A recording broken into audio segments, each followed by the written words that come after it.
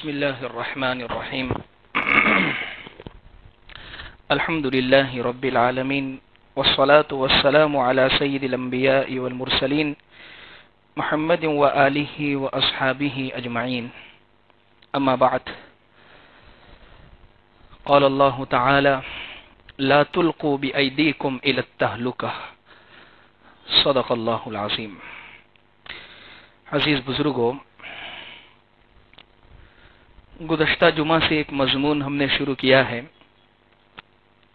کہ ہم اس بیماری اور اس بیماری کے دنوں میں پیش آنے والے جو حالات ہیں ان کا ایک جائزہ لے کر ہم اپنی زندگی کو آئندہ کے لیے بہتر بنانے کی کوشش کریں، جس میں 3 باتیں میں نے گزشتہ ذکر کی تھی. سب سے پہلی بات، اس دنیا کی سب سے بڑی نعمت، سب سے قیمتی چیز وہ خود انسان ہے. دوسری بات، گھر کی 4 دیواری یہ اللہ کی بہت بڑی نعمت ہے. تیسری بات میں نے یہ ذکر کی تھی، تنہائی بھی بعض مرتبہ عذاب ہو جاتا ہے. اس لیے ایک بات ذہن میں رکھیں، اگر تنہائی میں اللہ یاد آ رہے ہیں تو وہ انسان بہت کامیاب ہے. اس لیے حدیث میں حضور نے فرمایا کہ اپنے دل کو 3 جگہ پر ٹٹول کے دیکھ لو. اگر ان 3 جگہوں میں تمہارا دل لگتا ہے تو سمجھو تمہارا دل زندہ ہے. اگر ان 3 جگہوں میں تمہارا دل نہیں لگتا ہے تو سمجھو یہ دل مر چکا ہے. اور حقیقت بھی یہ ہے، دیکھیں دنیاوی حساب سے بھی دل تک جتنی رگیں پہنچتی ہے، سب سے قیمتی رگ وہ 3 ہی ہے دل تک پہنچنے کے لیے. ان سے پورا دل جو ہے سب سے زندہ رہتا ہے. جو کہتے ہیں نا، ایک بلاک ہو گئی، سٹینڈ چھوڑ دو چلے گا، دوسری میں بھی کچھ نہ کچھ کر کے ہو جائے گا، تینوں بلاک ہو گئی تو اب تو آپریشن کی ضرورت ہے.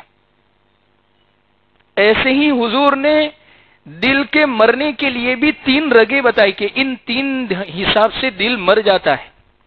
ایک، جب ذکر کی مجلس میں بیٹھے اور دل لگتا نہیں ہے وہاں پہ تو سمجھو دل مر چکا ہے. ذکر کی مجلس میں دل ٹٹولو کہ میرا دل اللہ کی یاد میں لگ رہا ہے کہ نہیں لگ رہا ہے، نہیں لگ رہا ہے، دل مر چکا ہے. دوسری، قرآن کی تلاوت کے وقت قرآن کی مجلس میں دل لگتا ہے کہ نہیں لگتا ہے.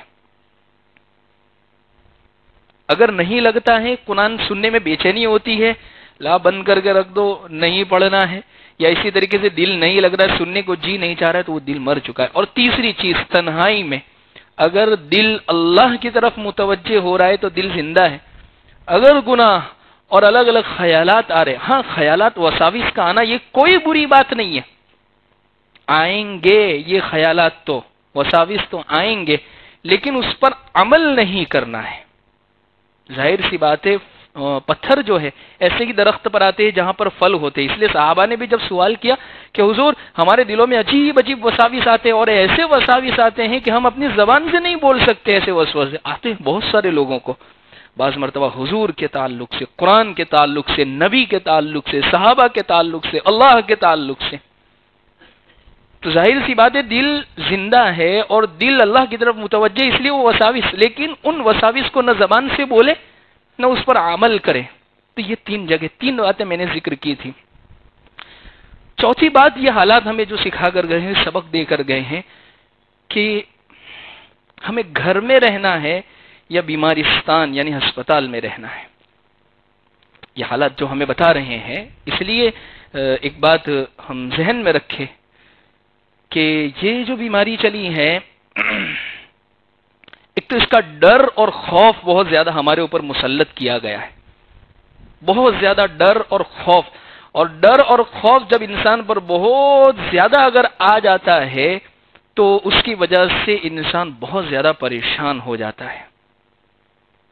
اب تحقیق کر لے، ریسرچ اٹھا کر دیکھ لے، دوسری بیماریاں بھی دنیا کے اندر موجود ہے، بلکہ اس سے کہیں زیادہ دوسری بیماریوں سے مرنے والے. لیکن جب ایک چیز کا خوف مسلط ہوتا ہے تو وہ بہت بڑی معلوم ہوتی ہے. تو اس لیے ایک تو ذہن، دیکھیے مسلمان کے تعلق سے تو حضور نے کیا فرمایا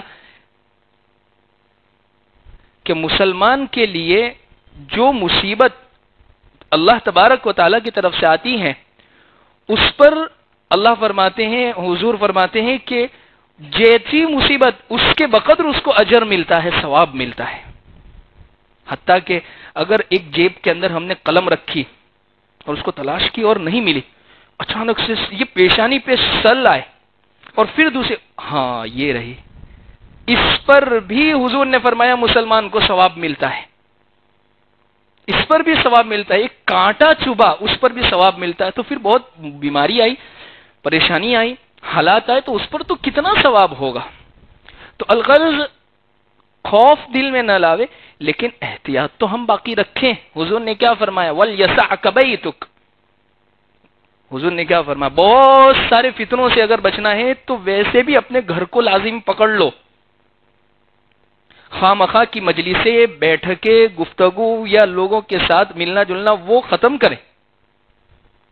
اس لیے بعض اللہ والے فرماتے ہیں مومن کو اگر تلاش کرنا ہے تو 3 جگہوں میں ملے گا ایک مومن، یا تو اپنے کاروبار میں، یا مسجد میں، یا گھر پر. ان 3 جگہوں میں مومن ملے گا. تو الغرض عزیز بزرگوں، چوتھی بات یہ ہے احتیاط کرے، ورنہ ہسپتالوں کے حالات اور واقعات دیکھیں یہ چیز ختم نہیں ہو گئی ہے، بلکہ آج کے آنکڑے یہ ہیں کہ ہندوستان کے اندر کیس کی تعداد تقریباً 10 لاکھ کے قریب پہنچ چکی ہے. اور حکومت کا کھولنے کا ان لاک کرنے کی وجہ سب سے بڑی یہ ہے کہ آرتھک طریقے پر نقصان ملک کو نہ پہنچ جاوے. اس لیے اب خود اپنے طور پر ہمیں احتیاط کرنا ہے. اور قرآن کیا کہہ رہا ہے؟ لا تلقوا بأیدیکم الی التہلکہ، کہ تم خود اپنی جان کو ہلاکت میں مت ڈالو. مومن جو ہوتا ہے وہ خود اپنی جان کی، اپنے مال کی، اپنی عزت کی، آبرو کی حفاظت خود کیا کرتا ہے. اپنے آپ کو ہلاکت میں نہ ڈالو. اسی لیے قرآن مجید میں اللہ رب العزت نے ایک آیت میں فرمایا من قتل نفسا بغیر نفس او فساد فی الارض فکأنما قتل الناس جميعا. ایک شخص نے کسی جان کو مار ڈالا بغیر اس کے کہ اس نے کوئی گناہ قصور کیا تھا یا اس کے کہ اس نے کسی کو مارا تھا، ایسے ہی وہ ایسا ہے جیسے اس نے پوری انسانیت کو مار ڈالا. ہماری وجہ سے اگر کوئی اس بیماری میں آ کر مرنے کا ذریعہ بنتا ہے تو کہیں ہم اس آیت کے مصداق تو نہیں ہو گئے. اور آگے فرمایا ومن احیا الناس ومن احیاها فکأنما احیا الناس جميعا. اور ہم نے خود احتیاط کر لیا، اپنے آپ کو بچا لیا، اور ہماری وجہ سے بہت سارے لوگ بچ گئے. تو یاد رکھیں ہم نے بہت سارے لوگوں کی زندگی کے بچنے کا ذریعہ اور سبب بنے. دیکھیے ایک سب سے بڑی وجہ ہماری یہ ہے کہ ہم، اللہ معاف کرے، بے فکرے بہت ہیں. بے فکری ہمارے اندر بہت زیادہ ہے. چلنے ہو جائے گا، کریں گے، تو کہوے یار کہتے رہتے ہوتا ہے، یہاں یہ ویسے ہی ہو جائے گا، یوں ہی ہو جائے گا. لیکن آخر کوئی تو وجہ ہوگی. اتنی زیادہ پیمانوں پر علماء بھی کہہ رہے ہیں، ڈاکٹرز بھی کہہ رہے ہیں، دوسرے بہت سارے حضرات بھی کہہ رہے ہیں. تو احتیاط کریں، ڈر اور خوف کی کوئی ضرورت نہیں ہے. مسلمان کے لیے تو اللہ ہی بہت زیادہ کافی ہے. اچھا، ایسے حالات میں بھی لوگوں کے تین طرح کے لوگوں کے طبقے ہو گئے. ایک تو کچھ بھی احتیاط نہیں کر رہے، غلط ہے. ایک اتنا احتیاط کر رہے ہیں، اتنا ڈر رہے، اتنا خوف کر رہے ہیں کہ وہ اب بھی کہیں پر بھی نہیں جا رہے. اور تیسرے طرح کے لوگ وہ ہیں کہ جو کچھ جگہوں پر احتیاط کر رہے ہیں، کچھ جگہوں پر احتیاط نہیں کر رہے ہیں. جیسے مثال کے طور پر مسجد میں نہیں آ رہے، اب بھی بعض لوگ مسجد میں نہیں آ رہے. ہاں کاروبار بھی کریں گے، باہر گھومنے جانے کی ضرورت پڑے گی وہ بھی کریں گے، خریدی کرنے یا شاپنگ کی ضرورت ہوگی وہ بھی کریں گے، لیکن مسجد ہی میں جانے سے یہ چیز ہو جائے گی لوگوں کے ملنے کی وجہ سے. یاد رکھیں یہ بھی غلط ہے. جب آپ دنیا میں ساری جگہوں پر گھوم رہے ہیں، پھر رہے ہیں، تو پھر آپ کو مسجد میں بھی آنا ہے، نماز پڑھنی ہے، اس لیے کہ بہت بڑی یہ تو حفاظتی جگہ ہے.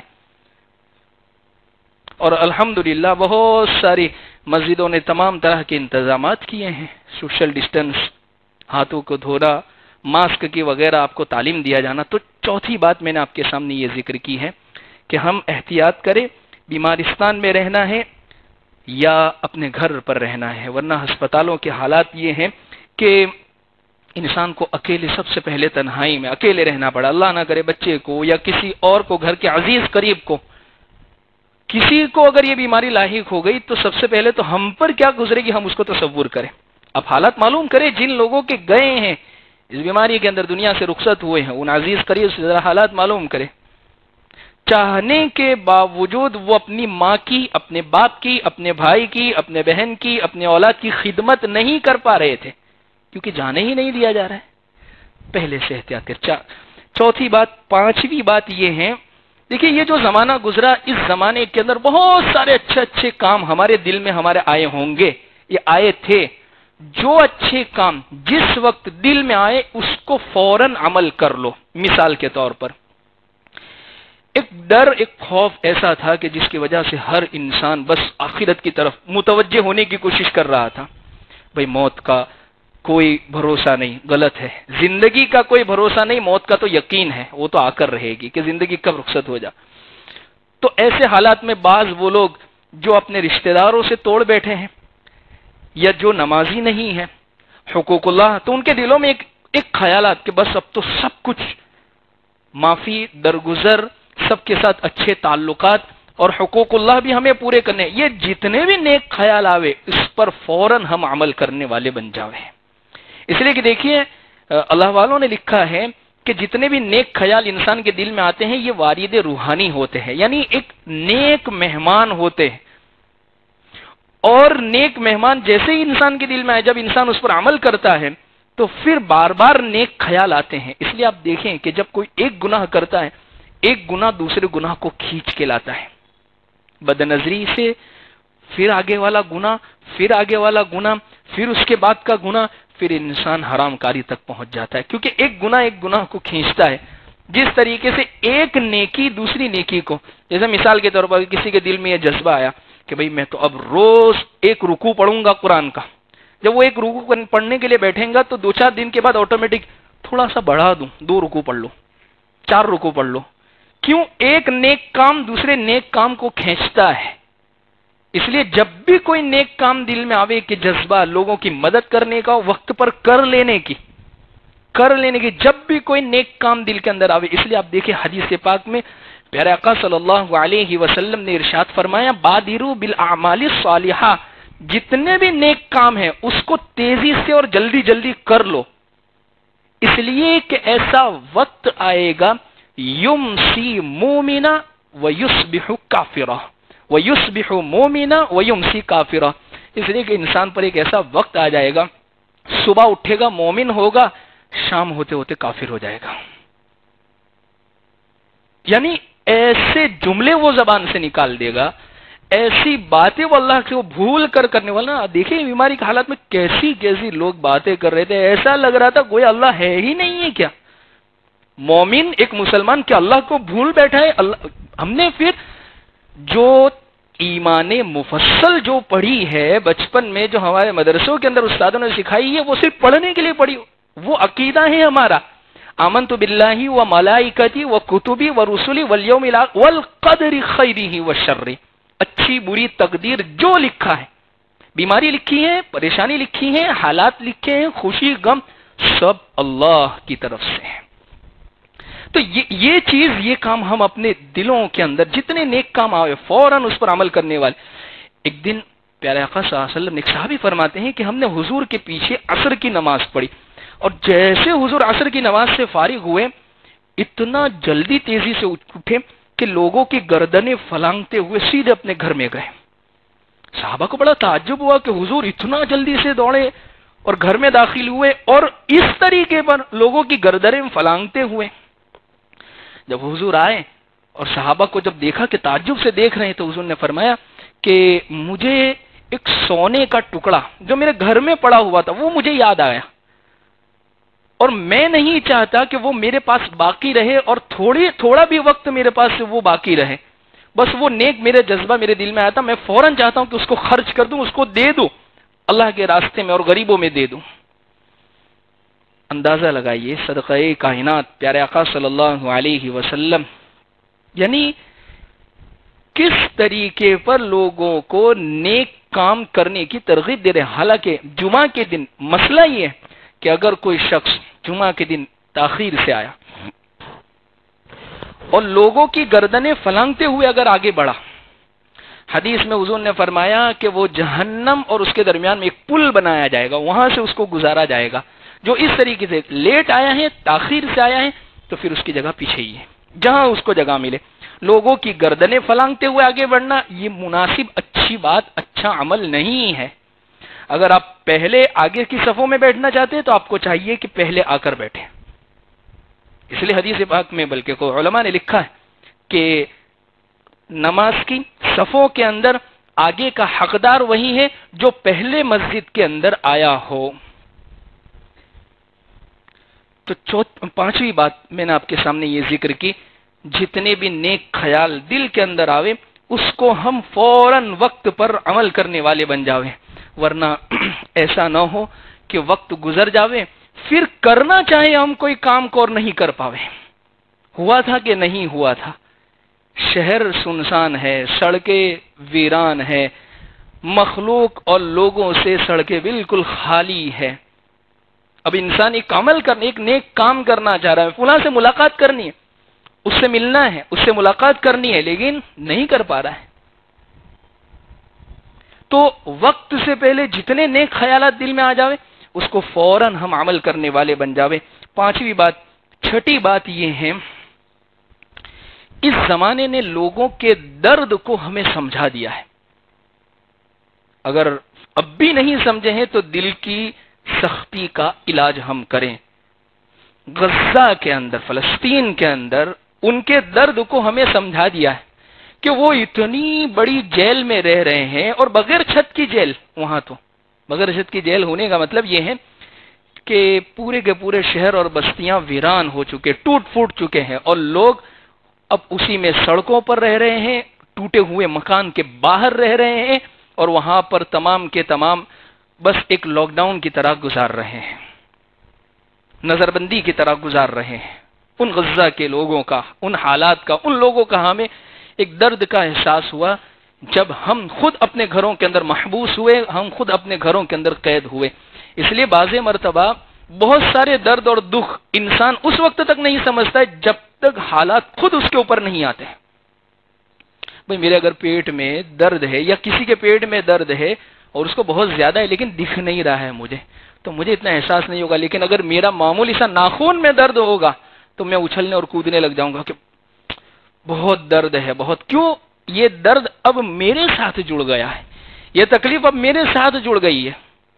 اس زمانے نے جو ہمیں لوگوں کے درد کا احساس، ہم سمجھیں لوگوں کے درد کو، احساس کو، خاص طور پر ڈاکٹرز حضرات، اسی طریقے سے وکیل حضرات، اسی طریقے سے وہ لوگ جن کے ماتحت لوگ کام کر رہے ہیں، جن کے ہاتھ نیچے لوگ کام کر رہے ہیں، اسکول مینجمنٹ، وہ لوگوں کے درمیانی درجے یا اسی طرح غریب درجے کے درد کو سمجھنے والے بنے۔ ایک وکیل کہ میں خامخواہ کے لیے کسی کو پریشان نہ کروں، مجھے لوگوں کے درد کا احساس ہونا چاہیے۔ ایک ڈاکٹر، میں خامخواہ کی فیسیں وصول کر کے ان کو چیرنے والا نہ بنوں۔ اس لیے حدیث میں اور قرآن کی آیتوں میں غور کرنے سے یہ معلوم ہوتی ہے بات، جو لوگوں کے درد کو نہیں سمجھتا ہے وہ انسانیت سے گویا خالی ہے۔